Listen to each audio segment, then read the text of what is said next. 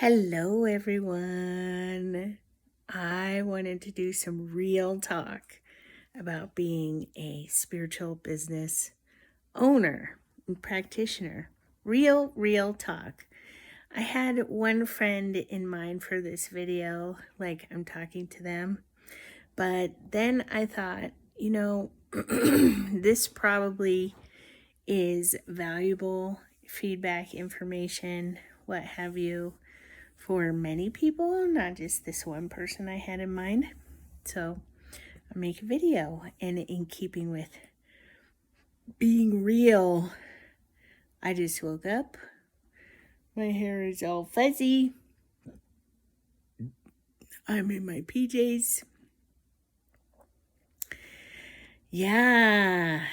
So this is me, unedited, very real.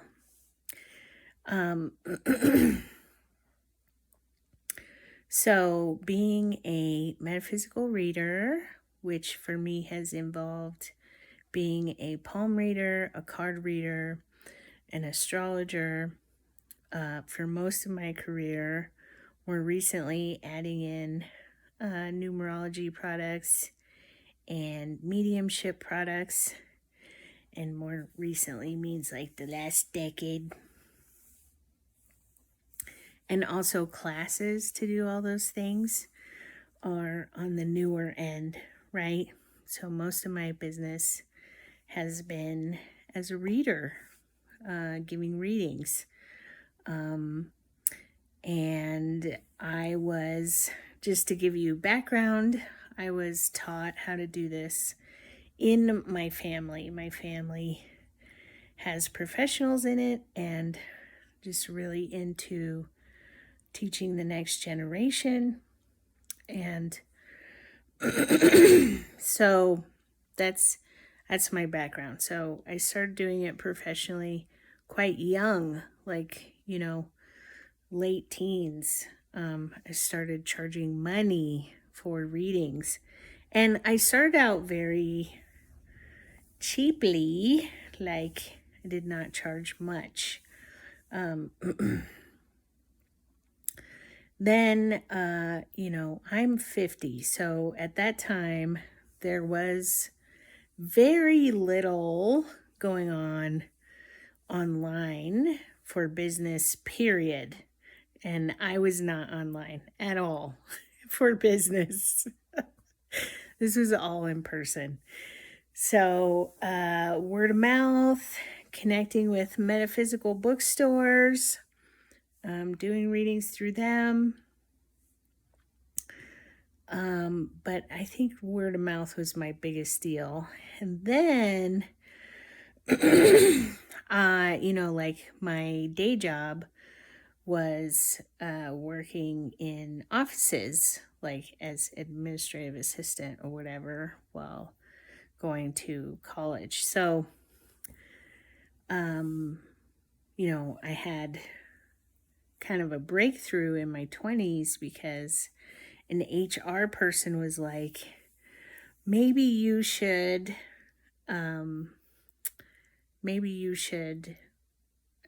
do events, like corporate events, and you could like give a talk, and then you could, be in the corner or whatever, giving whoever wants an individual reading a reading. And how much would you charge for that? And it seemed like really intimidating to do that when I was in my 20s.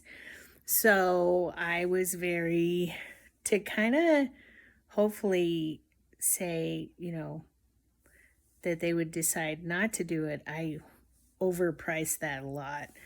So maybe like $1,000, $2,000, things like that for a single gig, corporate gig. And don't you know, people bought it. So I have to say my most lucrative time was in my 20s. Still, I would only do like one or two of those high-priced gigs a year. At the same time as doing those high price gigs, I was still doing one-on-one readings pretty cheaply, like maybe for $10 for a reading in that neighborhood. So still, it didn't add up. It's very like my side hustle is very nichey. It was very rare in my 20s. Then I started having a family in my early 30s, and I a little bit took a hiatus, having babies and negotiating life with that was like I didn't want to do readings. I wanted to just, if I had a little bit of extra time, I wanted to be with my babies and my family and not do that. But I slowly came back into it. Like mid 30s, I started doing just a little bit, which would just be in-person one-on-one readings, not big events or being like having a booth or something like that. I didn't do those kind of things until I got into my 40s, and then really was trying to figure out how to have some of this online, like doing readings over video conferencing, and how is that, and is it different, or is it worse or better or whatever? And it seems to be just the same. And also getting back into the swing of things for doing corporate events. And now there are a lot of like gig sites that you can be a part of that help you find jobs and help jobs find you, and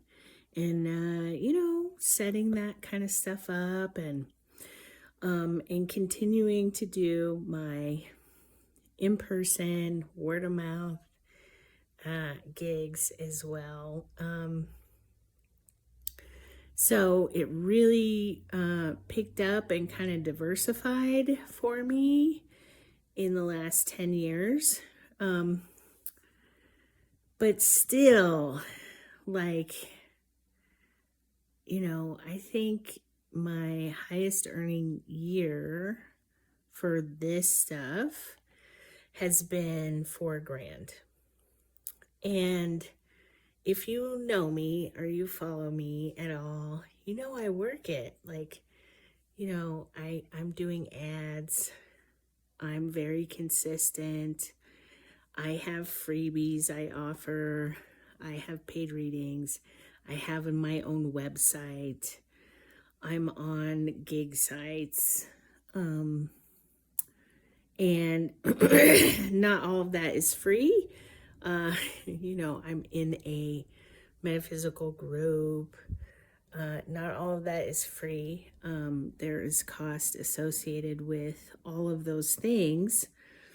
And it's probably a little over $1,000 a year I spend on all of those things for what is just really a side hustle. So that means net, I'm taking home, maybe, $2,000 a year. And then if I look about how much time I spent on my business in comparison with that income, I'm still making really good money. I'm making like between $200 and $400 an hour, but I haven't scaled that up really significantly at all. Meaning I'm not making $200 an hour or $400 an hour and working full time, because that would be a great living, wouldn't it? Yeah, so obviously my ambition is not to be super wealthy or even work as a reader full time. And some reasons for that is one, I'm really talented. I'm a very good reader. I'm the kind of reader that often people leave me in tears, in hysterical laughter. They run away from me.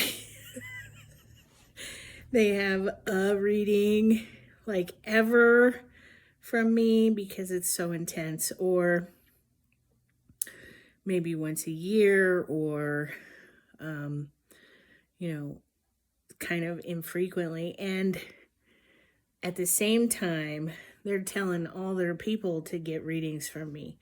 So they really work my marketing for me. I am probably your favorite reader's dependable reader, like the one they trust to give them a good reading when they kind of can't see the way forward for themselves. So I'm really talented, and I'm in a different zone. I'm in a different spiritual space when I give readings than when I don't. And that is taxing. That is energetic output, And it's also kind of like ungrounded a bit. So I just would rather do it very part time. I don't want to do it full time, especially the doing reading parts.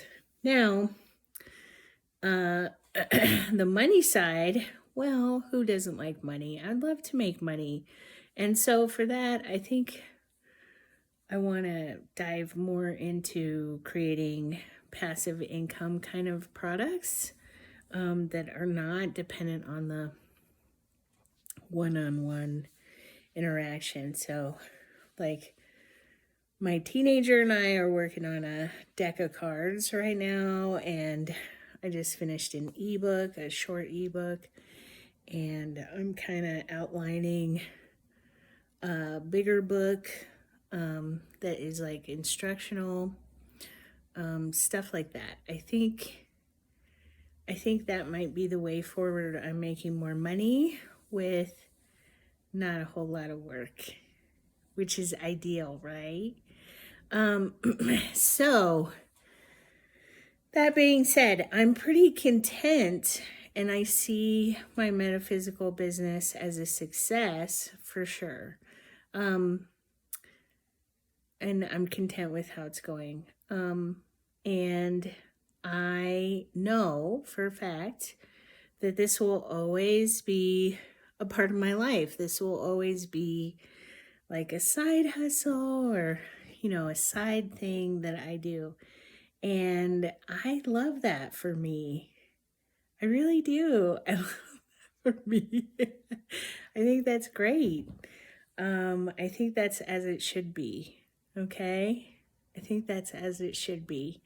And if I'm just locally famous, man, that would be like hitting it out of the park, right? I don't really need all the everything about it. So, what I see sometimes is people come to me and are like, yeah, I want to do this and be able to quit my day job or my muggle job, whatever. And I just want to say that even for people I admire in this space as spiritual readers and leaders in spiritual business sense, I rarely see that is, that they have the level of earnings that would be like this is their only job. Honestly, there's a lot of lying going on about success of business, online and otherwise. And it doesn't matter the industry, it's not specific to the spiritual industry. That's happening a lot. And there's a lot of skipping over the expertise of doing your business for many years, or being skill expertise, and just jumping to the part where you teach everybody else how to do something. And that's how you make money. There's a lot of grifters out there. There's a lot of people that want to separate you from your money with a sub-standard or sub-quality product or service. It's really sad, but that's just how it is. And so don't believe the hype. It's not really that easy. And I feel really fortunate that I have all my essentials taken care of. But that's not because of my work, it's from my husband's work. He's the breadwinner. So I'm able to start a nonprofit, which is currently my day job stuff. And I'm able to do metaphysical reader stuff, shenanigans, and not worry about paying rent and mortgage and food and all that. Okay, so we're not rich by any means, but I have my needs taken care of. And so in this last stage of my life, I would love to make more money just to allow for retirement and slowing down for my husband, who is taking good care of us all this time. So that would be great. So I'm always thinking of stuff. And I just got an additional part-time job that is in the Muggle world to help with that. But anyway, if you are really discontent with the more regular way of earning a living and think this will save you, this industry will save you, this way of doing business will save you, I would caution you to temper your expectations. I would ask you to go in it eyes wide open and I would say, try and build in a sustainable way. I see a lot of people like offering some service or product for way under its value, like super cheap, then being overwhelmed with demand, then not being able to deliver that like to all those people or whatever. And then those people are mad and don't want to get additional future things from you. And then that hurts your business ultimately more than it helps ever. So like even just with pricing, it's kind of better to just stick with reasonable pricing. I think my pricing is reasonable for the expertise that I bring. It's pretty middle of the road affordable for paid readings. And then I have some free readings too, that of course are much briefer and shorter. But still, I'm accessible. And I have very few things that I would consider are expensive. And that has not changed. That has not changed this whole entire time.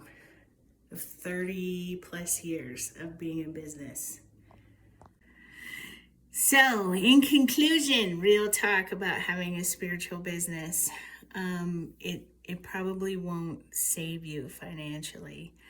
It probably will be very fun, very fulfilling. I mean, it is for me.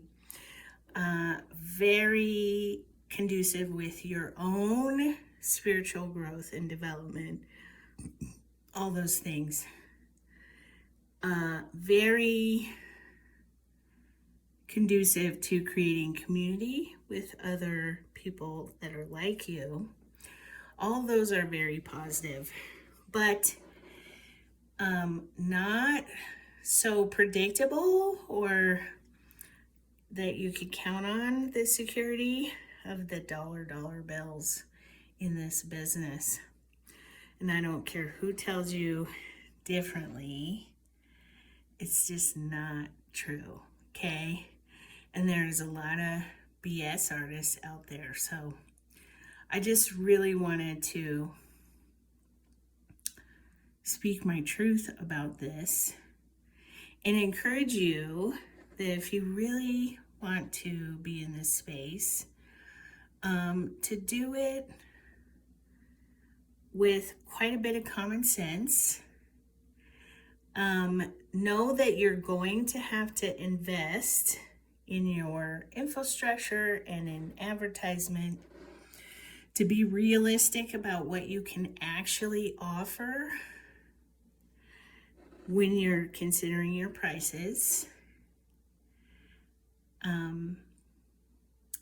And to be open to doing it a different way. Like about a decade ago, I really had to crack myself open and be open to moving online and feeling out how that looked and felt and all that, okay? So there's gonna be ups and downs, including financially. There's going to be shifts in the industry about like what's popular, how the public sees you and other readers, and other spiritual business owners. There's just a lot to consider. So I encourage you to be like me. If I'm not personally having fun, I'm not gonna do it. If I'm not getting something out of it, including money, then I'm not gonna do it. Okay, so even when I do free readings, I encourage people to give me tips or gifts or whatever, but I make a game on my conversion rate on free readings. How many of those free readings turn into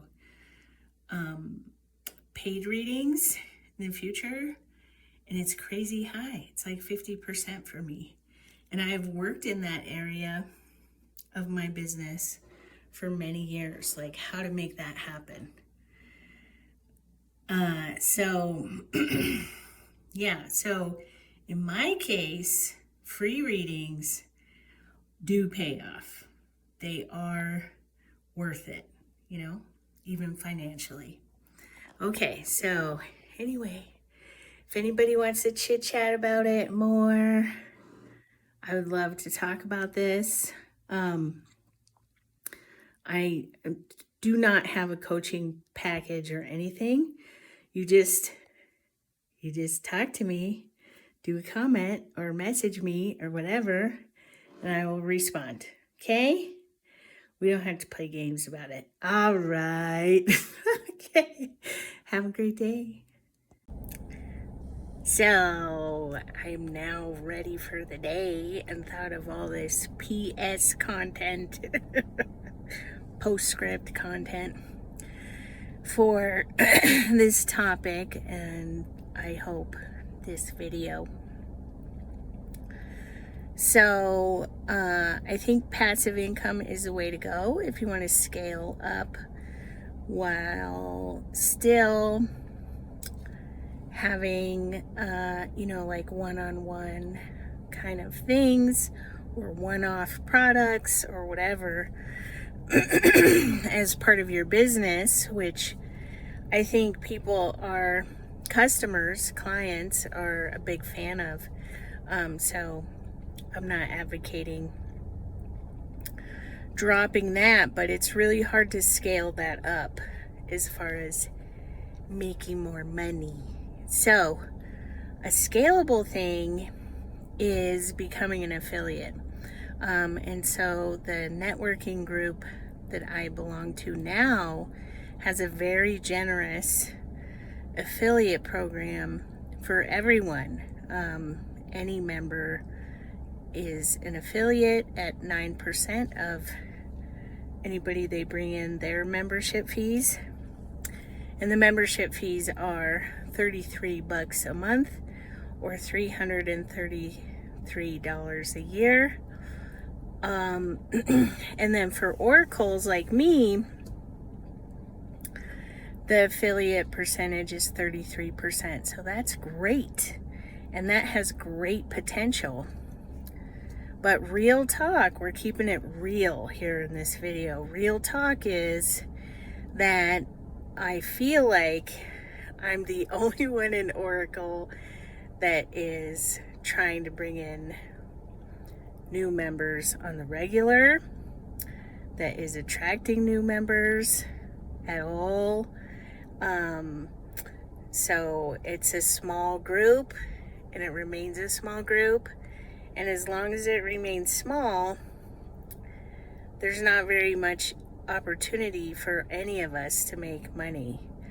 So I feel like some oracles that have joined, or members that have joined, are like seeing it as a one and done. Well, I'll just join this group and it will magically solve all my problems. I don't really have to participate in the group. I don't really have to try and get more people in the group. I just do this and poof, like maybe I at most will sell my stuff on there, and then poof, I'll be making a lot of money. And it really doesn't work out that way. So affiliate programs don't really work unless,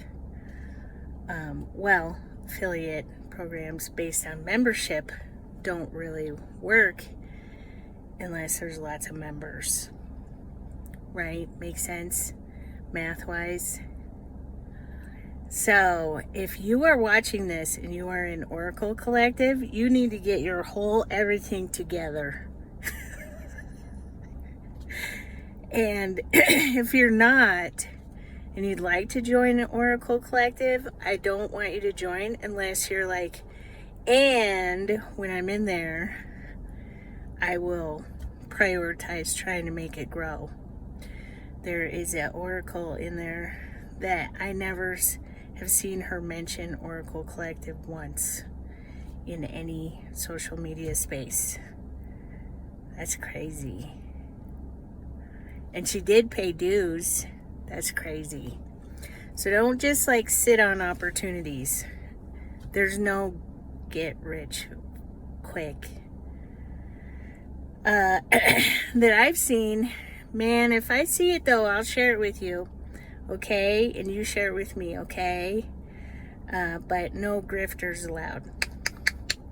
Alright, well, I just wanted to add that part. Make sure I talked about that. Okay.